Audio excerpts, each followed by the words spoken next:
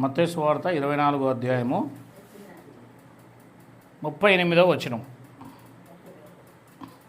అమ్మా ఓకేనా? అందరూ సిద్ధంగా ఉన్నారా? మత్తయి సువార్త 24వ అధ్యాయము 38వ వచనం.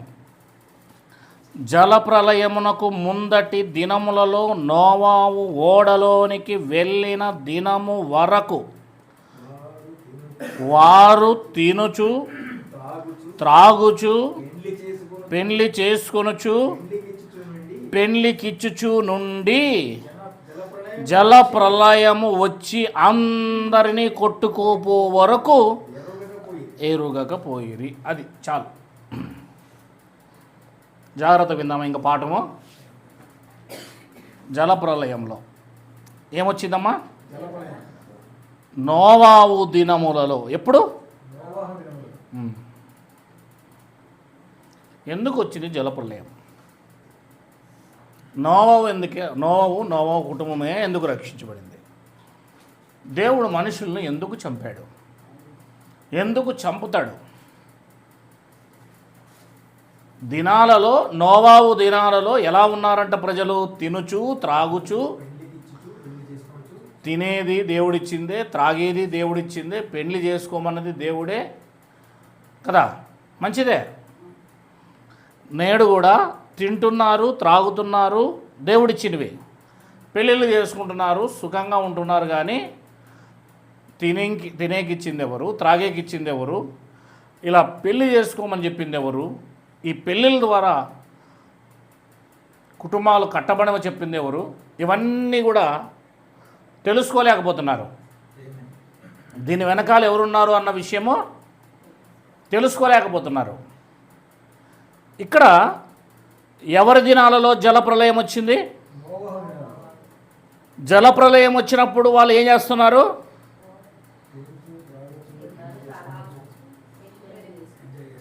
అప్పుడు ఏమొచ్చింది? అందరిని ఏం చేసింది? కొట్టుకొని పోయింది. అక్కడ లాస్ట్ పదం చదవండి, చాలా చక్కగా ఉంటుంది. జలప్రలయము వచ్చి అందరినీ కొట్టుకొని పోవు వరకు ఎరగకపోయిరి. ఇది ఇంపార్టెంట్. జలప్రలయము వస్తుందని ఎవరు చెప్పారు? నోవాహు గారు చెప్పారు. ఓడ తయారు చేస్తున్నాడమ్మా ఓవైపున, రండి జలప్రలయం వస్తుంది, ఇందులోకి ఎక్కండి అని చెప్తున్నాడు. వాళ్ళంతా ఏం చేస్తున్నారు? వర్షం ఎప్పుడు పైనుంచి రాలేదు కనుక ఆ రోజుల్లో వాళ్ళు మేఘాలు కమ్ముకోవడం, వర్షం రావడం చూడలేదు వాళ్ళ యొక్క తరాలలో. నువ్వు చెబుతుంది అబద్ధము, మేమంతా చచ్చిపోతామా? చచ్చిపోవడానికి దేవుడు అంతమందిని తయారు చేశాడా, పుట్టించాడా అని వారు లోకం వైపు చూస్తూ నోవాహు సువార్త, నోవాహు మాట వినక విశ్వాసం అనే ఓడలోనికి రాక వారు 100 సంవత్సరాలు సువార్త చెప్పినా కూడా వినలేదు. ఒకవైపున ఓడ తయారైంది, ఆరంభం నుండి అంతమైపోయింది ఓడ. ఇక 7 రోజుల్లో వర్షం రాబోతుంది, అందులోకి ప్రవేశించాలి. వీళ్ళు వెళ్ళిపోయారు. రెండేసి జంతువులు కూడా అవే వచ్చాయి, మనుషులు మాత్రం ఎవరు రాలేదు. వాళ్ళు ఏం చేస్తున్నారు? తింటున్నారు, త్రాగుతున్నారు, పెళ్లి చేసుకుంటున్నారు, పెళ్ళికి పిల్లల్ని ఇస్తున్నారు. ఇలా కొనసాగుతుండగా జరిగింది ఏంటంటే, ఒకరోజు ఖచ్చితంగా పైనుంచి వచ్చింది. వచ్చిన తర్వాత అందరూ పరిగెత్తుకుంటూ వచ్చి ఏం చేసింటారు? ఇప్పుడు ఓడని తట్టి, రే మేము లోపలికి వస్తాము రా అని చెప్పింటారు. నోవాహు ఓడను డోర్ తీయని వింటారు. కానీ ఏం జరిగింది అని అంటే, మనం జాగ్రత్తగా బైబిల్ చదివితే కొన్ని మాటలు మనకి అన్ని విషయాలు పిక్చర్, దీన్ని బట్టి మనకు భవిష్యత్తులో ఏం జరగబోతుందో, మనం ఎలా ఉండాలో, మనల్ని మనము ఎలా రక్షించుకోవాలో, మన ఆత్మను పరలోకానికి వెళ్ళడానికి, నరకానికి వెళ్ళకుండా ఆ రోజు శారీరకంగా జరిగిన అదే విధానము ఈరోజు ఆత్మీయ విషయంలో జరుగుతుంది. ఇలా క్యాచ్ చేయగలిగితే మనం స్పష్టంగా బైబిల్ అర్థం చేసుకోగలుగుతాం. చూద్దాం 7వ అధ్యాయము ఆదికాండం మొదటి బైబిల్లోకి వద్దాం. ఎక్కువసేపు మాట్లాడను, అర్ధగంట సేపు కంటే ఎక్కువసేపు మాట్లాడను, ఓకేనా? మీరు బాగా హుషారుగా ఉంటే చాలు. రైట్. 7వ అధ్యాయము మొదటి వచనం చదవండి. యెహోవా ఆ తరములో ఉన్నవారిలో నీవే నా ఎదుట నీతిమంతుడువుగా ఉండుట చూచితిని గనుక నీవును నీ ఇంటి వారును ఓడలో ప్రవేశించుడి. అది మ్యాటర్. ఎంతోమంది జనాభా ఉంటే వాళ్ళందరిలో ఎవరిని చూశాడట దేవుడు అంటే ఎవడు నీతిమంతుడో దేవుడు చూస్తాడనమాట. ఆ నీతిమంతుడిని కాపాడుతాడనమాట. ఆ నీతిమంతుని మీదకి ఆపద రాకుండా చూస్తాడనమాట. దేవునికి మహిమ కలుగును గాక. అంటే దేవుడు ఏం చేస్తాడంట, నీతిమంతుణ్ణి గమనిస్తాడు, నీతిమంతుణ్ణి కాపాడుతాడు అని బైబిల్ మనకు తెలియజేస్తుంది. నీతి, ఇది మీరు గమనించాలి జాగ్రత్తగా. నీతి అంటే ఏంటి? నీతి అంటే ఏంటి చెప్పండి. 15వ అధ్యాయము ఆదికాండము 5వ వచనం చదవండి. నీతి ఎలా వస్తుంది? ఒక మనిషి నీతిమంతుడు ఎలా అవుతాడు? 15వ అధ్యాయము ఆదికాండం 5వ వచనం చదవండి.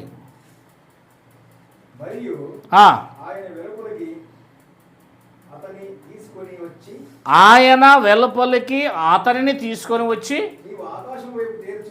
ఆకాశం వైపు తేరిచూచి నక్షత్రాలకు లెక్కించుటకు లెక్కించమని చెప్పాను. అబ్రహాము యెహోవాను నమ్మాను. అది దేవుణ్ణి హృదయపూర్వకముగా విశ్వసించడము, నమ్మటమే నీతి. ఎక్కడ కొంచెం కూడా డౌట్ ఉండకూడదు మనకి. చేస్తాడంటావా అవుతుందంటావా, అది కాదు నీతి. హృదయములో దేవుణ్ణి పెట్టుకొని హృదయపూర్వకంగా ఎవరైతే దేవుని నమ్ముతాడో వాడు దేవుని దృష్టిలో నీతిమంతుడు. అది దాన్ని నీతి అంటారు. నీతిమంతుణ్ణి దేవుడు తప్పిస్తాడు. ఇది మీరు గమనించాలి. నువ్వు నీతిమంతుడైతే దేవుడు నేను ఖచ్చితంగా తప్పిస్తాడు. 2వ పేతురు పత్రిక బైబిల్ తీయాలి. 2వ అధ్యాయము 7వ వచనము. 2వ పేతురు పత్రిక 2వ అధ్యాయము 6వ వచనము.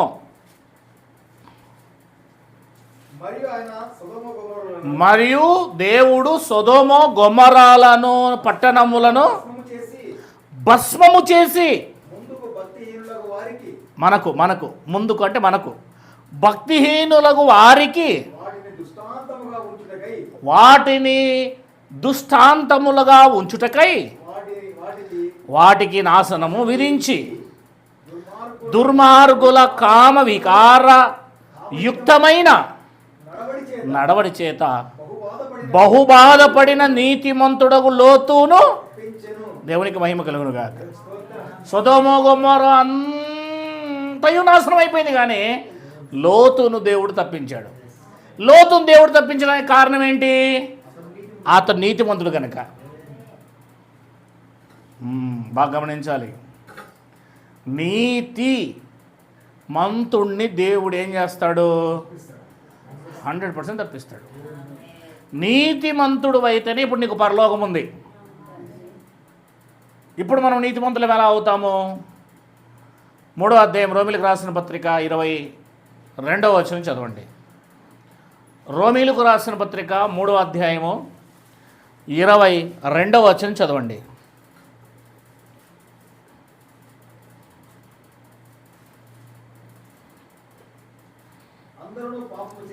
అందరూ పాపం చేశారు. దేవుడు అనుగ్రహించే ఒక మహిమను పొందలేకపోతున్నారు. కాబట్టి నమ్మేవానికి ఒక దేవుడు గ్రేస్ ఇస్తాడు, కృప ఇస్తాడు. క్రీస్తు యేసు నందలి విమోచనము ద్వారా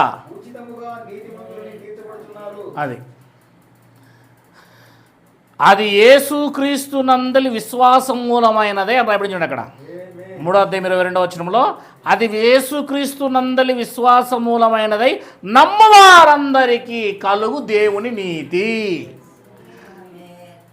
దేవుణ్ణి నమ్మితే చాలు. నా కోసం యేసయ్య సిలువ వేయబడ్డాడు, యేసయ్య లోకానికి వచ్చాడు, ఆయన చనిపోయాడు, ఆయన తిరిగి 3వ రోజున లేచాడు అని నువ్వు హృదయపూర్వకంగా నమ్మినావనుకో, ఎవడు చూసినాడప్ప అని ఆయన హవ్వమ్మ అని ఒక రోజు అట్లా అనకూడదు.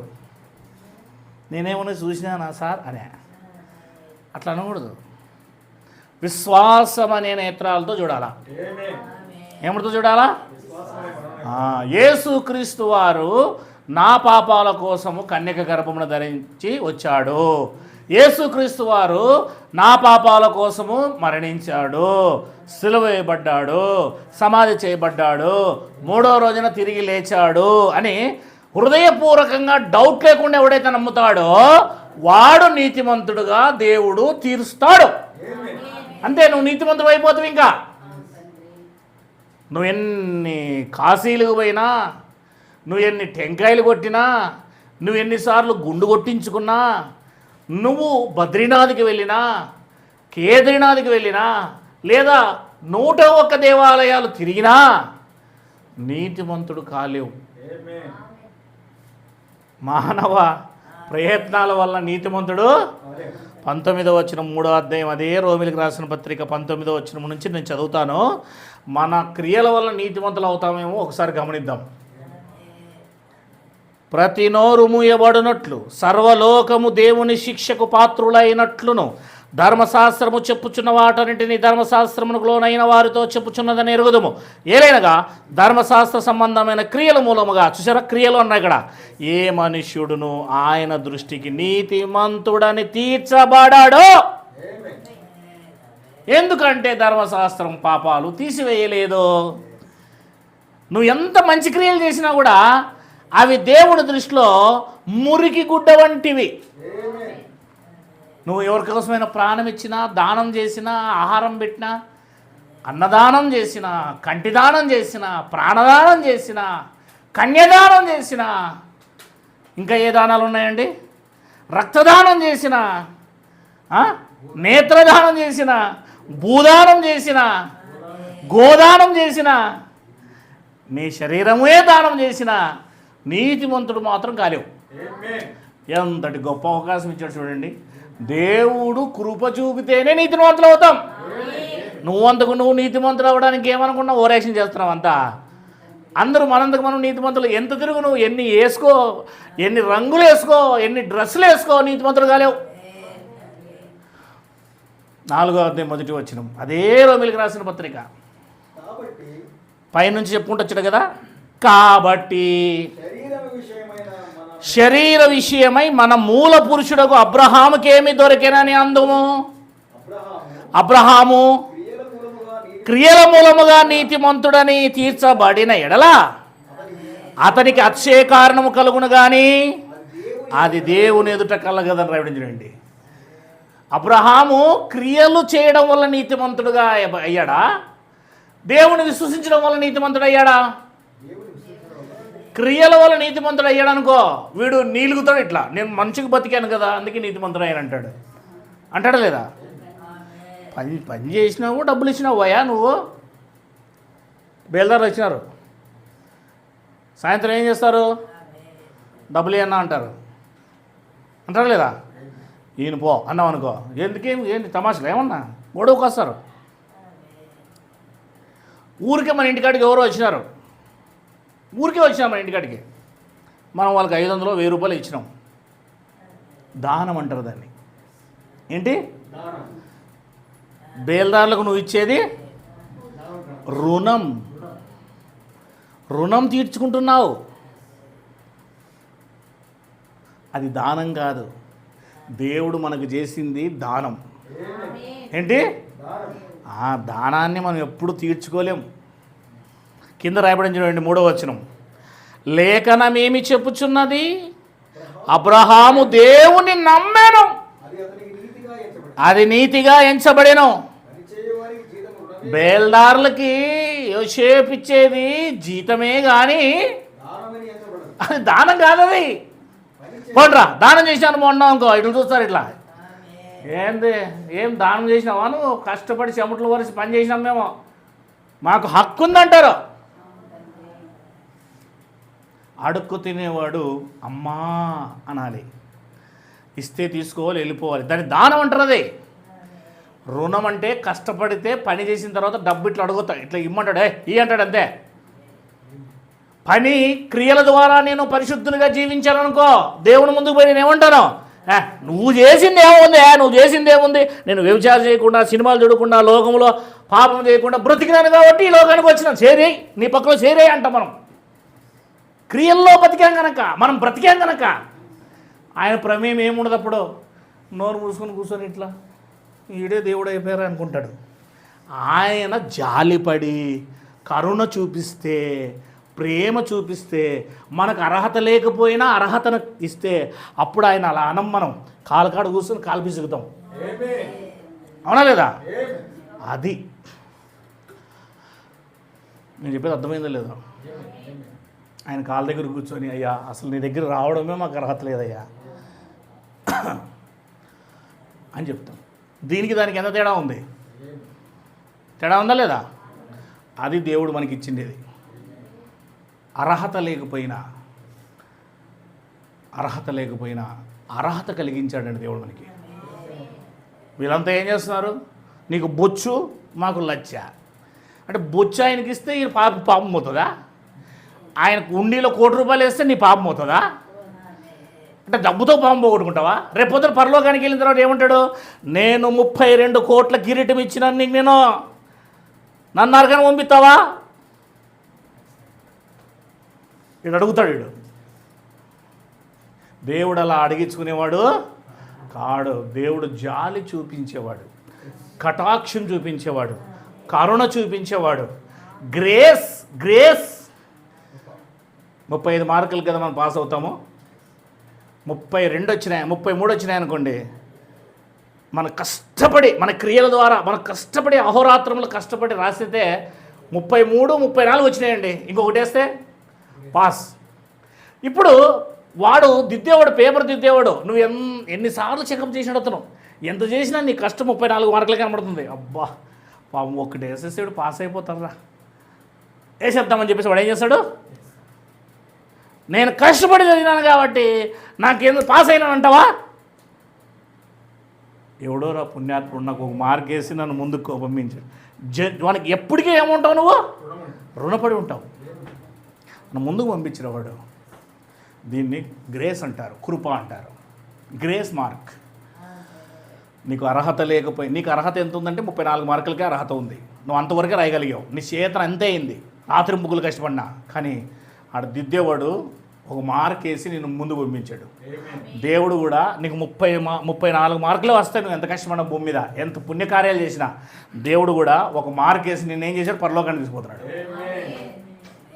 గ్రేస్, కృప.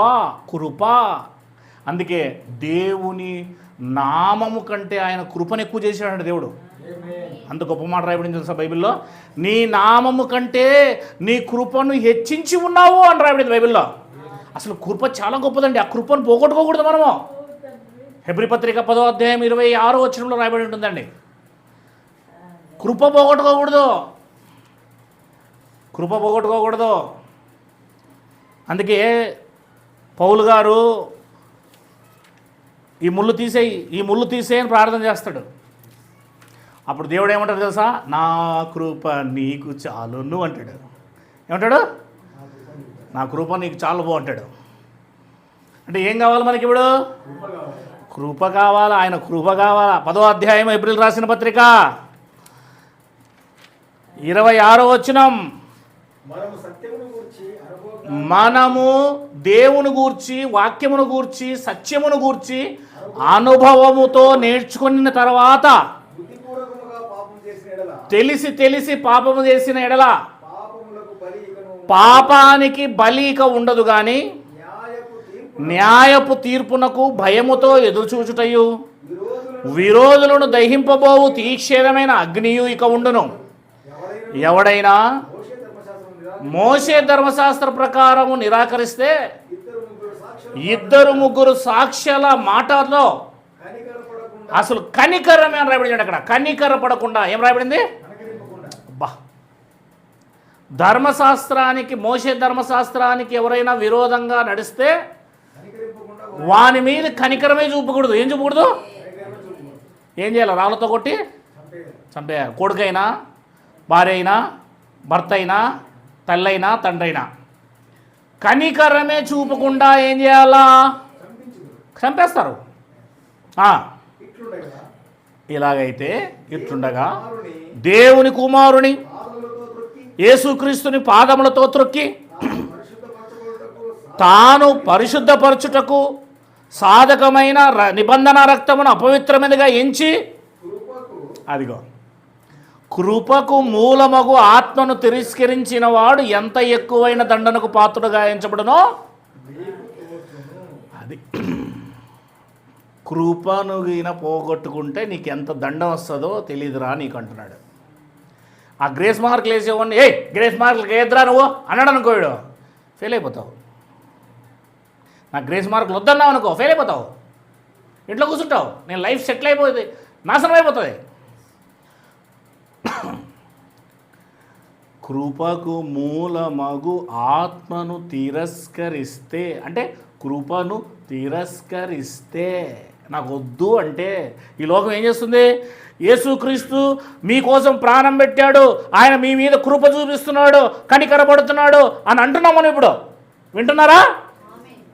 కృపను తోసేస్తున్నారు వీళ్ళంతా. ఏం చేస్తున్నారు? సువార్తను వ్యతిరేకించడం అంటే ఏం చేయడం అనుకుంటున్నారు మీరు? కృపను వ్యతిరేకిస్తున్నారు. గ్రేస్ వారిని పరలోకానికి తీసుకుపోతారని దేవుడు ఇచ్చిన ఒకే ఒక మార్గం, సిలువ వేయబడి పరలోకానికి మిమ్మల్ని తీసుకుపోతానని ఒకే ఒక కృప ఇచ్చాడండి. ఆ కృపను వారు ఏం చేస్తున్నారు? తిరస్కరిస్తే ఎంత ఎక్కువైన దండన. పాత నిబంధనలో ధర్మశాస్త్ర ప్రకారము వ్యతిరేకంగా జీవిస్తేనే కనికరం లేకుండా చంపుతారే. నువ్వు నరకానికి పోయేటప్పుడు కూడా దేవుడు ఏం చేస్తాడు?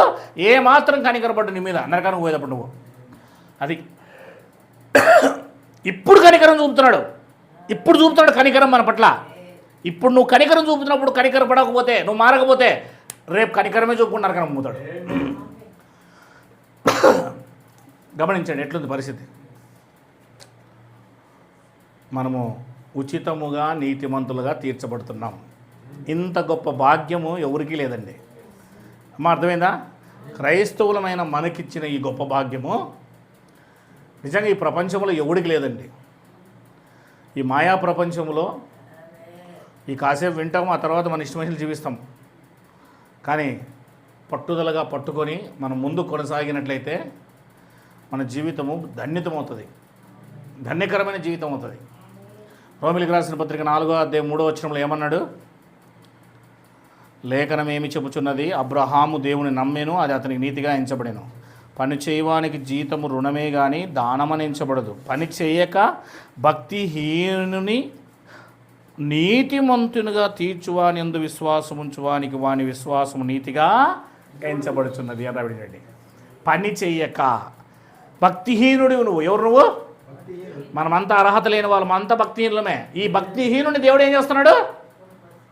నీతిమంతులుగా చేస్తున్నాడు. మనం ఆయన ఎందుకు విశ్వాసం ఉంచితే మనం ఏం చేస్తున్నాడు?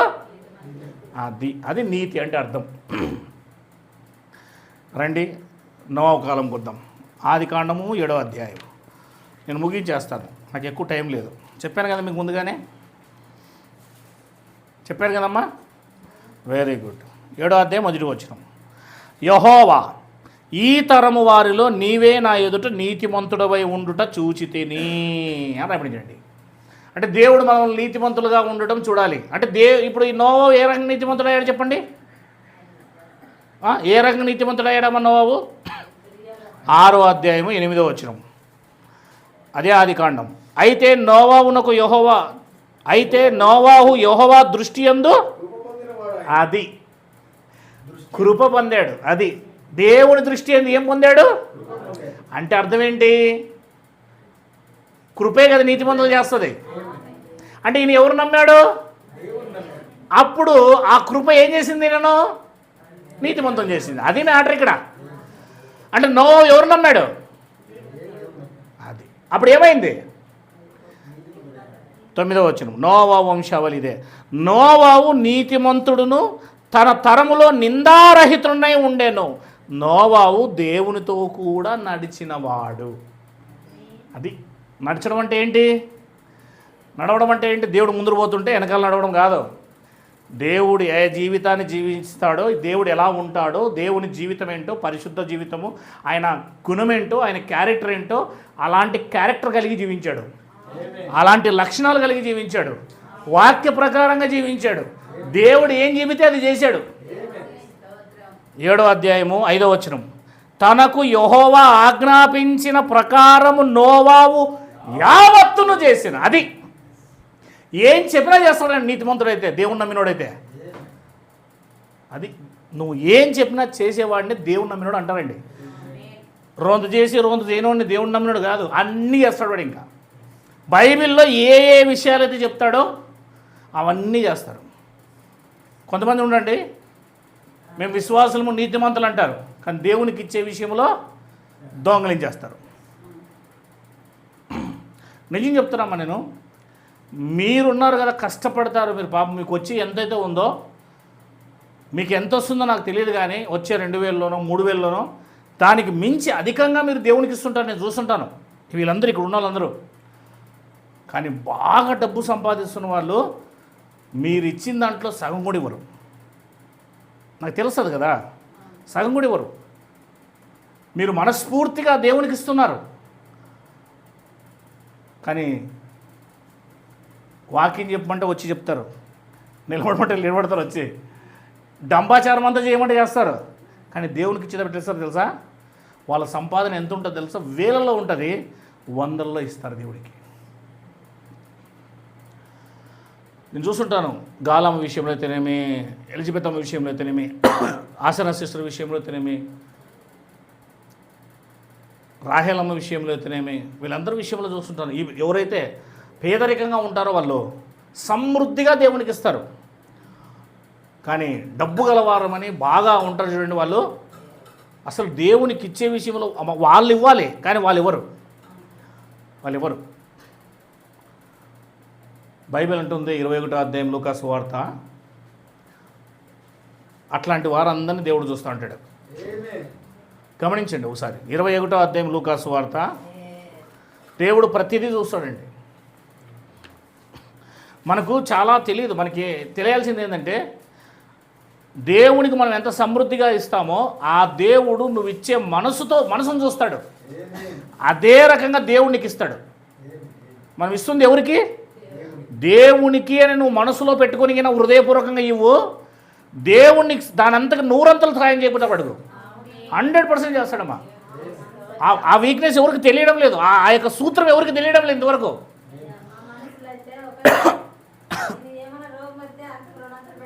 పెట్టొస్తాం కదా మరి, పెట్టొస్తాం. కానీ ఆ దేవుడు ఆ రోగాన్ని, సమస్యని, ఇబ్బందిని లేకుండా చేస్తాడు 100%. అమ్మా మనము దేవుని నమ్మాలి. ఎవరు నమ్మాలి? అది ఎవరైతే దేవుని నమ్ముతారో వాళ్ళు మాత్రం చేయగలుగుతారు. నమ్మకం లేనివాడు ఎలా చేస్తాడు? ఎట్లా చేస్తాడమ్మా? ఇప్పుడు యోసేపు అన్న మీద నమ్మకం ఉన్నవాడే డబ్బులు అడిగితే ఇస్తాడు, వేరే వాళ్ళే తెలియస్తారు, ఇస్తారమ్మా. ఆడ నుంచి కడతావు, ఎట్లా కడతావు అంటారు. అదే నమ్మకం ఉన్నాడు అయితే కట్టలే, లేకపోతే లేదులే అని ఇస్తాడు. మనిషిని నమ్మాలి ఫస్ట్, అలాగే దేవుని నమ్మాలి ఫస్ట్. ఎవరు నమ్మాలా? 21వ అధ్యాయం మొదటి వచనం చదవండి. చూసారా, కానుక పెట్టెలో తమ కానుకలు వేయిచున్న ధనవంతులు వచ్చారంట. కానుక పెట్టెలో కానుక వేస్తున్నారంట. యేసుక్రీస్తు వారు చూస్తున్నారు. ఒక బీద విధవరాలు, ఆమె ఎవరు? విధవరాలు అంటే ఏంటనుకుంటున్నాను మీరు? భర్త లేడు, ఇంకా ఆమెకి వెనక ముందు ఎవరు లేని వాళ్ళని బీద విధవరాలు అంటారు. బీద ఆమె, వెనక ముందు ఎవరు లేరు. ఒక బీద విధవరాలు 2 కాసులు అందులో వేయిచుండగా చూచాడు యేసుప్రభువు వారు. ఈ బీద విధవరాలు వాళ్ళందరికంటే ఎక్కువ వేసిరని అని శిష్యులు చెప్తున్నాడు. చూడండి, వారందరూ తమకు కలిగిన దాంట్లో నుంచి కానుకలు వేశారు, కొంచెం వేశారు. ఈమె తన కష్టములో, బాధల్లో, కరువులో తన కలిగినదంతా వేసేసిందంట దేవునికి. ఆ మాట ఎందుకు చెప్పాడు చెప్పండి? అయ్యమ్మా వేయకూడదమ్మా అట్లా, నువ్వేం తింటావమ్మా అనలేదండి యేసయ్య. దేవుని పట్ల విశ్వాసాన్ని బయలుపరుస్తుంది. అది ఏం బయలుపరుస్తుంది? నీకున్న విశ్వాసం బయలుపరుస్తుంది. కానుక వేసేటప్పుడు ఎట్లా వేయాలి మనము? నువ్వు 10 రూపాయలు వేసినావంటే నీ స్వభావం బట్టే వేస్తావు. సమృద్ధిగా మనం వేయాలి దేవునికి. వారానికి 4 రోజులు, 4 రోజుల్లో ఒక్కొక్క రోజు 100 రూపాయలు పక్క తీసి పెట్టుకోలేమా? ఒక వారానికి సమృద్ధిగా దేవునికి వేస్తే సమృద్ధిగా దేవుని పనులు కూడా జరుగుతాయి. నువ్వు రోజే ఇవ్వు కదా, ఎందుకు? మన స్వభావం అంటే నువ్వు వేసిన దానికి దేవుడు రెట్టింపు ఖచ్చితంగా ఇచ్చే దేవుడే ఉన్నాడు. లేదా ఇచ్చాడు అని చెప్పేసి కృతజ్ఞతగా ఇవ్వాలి. కృతజ్ఞత కానుక అంటారు. దాన్ని ఏమంటారు తెలుసా? కృతజ్ఞత. దేవునికి కృతజ్ఞతతో ఇచ్చేదే కానుక. నువ్వు కృతజ్ఞత చూపిస్తున్నావు ఎలా తెలుస్తుంది? నువ్వు ఇచ్చే కానుకను బట్టే తెలుస్తుంది నీకు కృతజ్ఞత ఉంది దేవునికని. ఇదిగో ఇక్కడ ఇస్తున్నారు అదే కానుక, కృతజ్ఞత కానుక ఇస్తున్నారు. ఇక్కడ ఎట్లా ఇస్తున్నారు వాళ్ళు? ఆమె ఎట్లిచ్చింది చెప్పండమ్మా? మొత్తం శాలరీ అంతా వేసేసింది దానిలోకి, అంతా మొత్తం తనకు వచ్చిన కూలంతా వేసేసింది. ఇంకేం తినడానికి కూడా లేదు. ఆమె ఇంటికి పోతే ఉపవాసం ఉండాల్సిందే. అయినా నా దేవుడు ఏదో రకంగా నాకు ఇస్తాడని ఆమెకు విశ్వాసం ఉంది. అది మ్యాటర్ ఇక్కడ.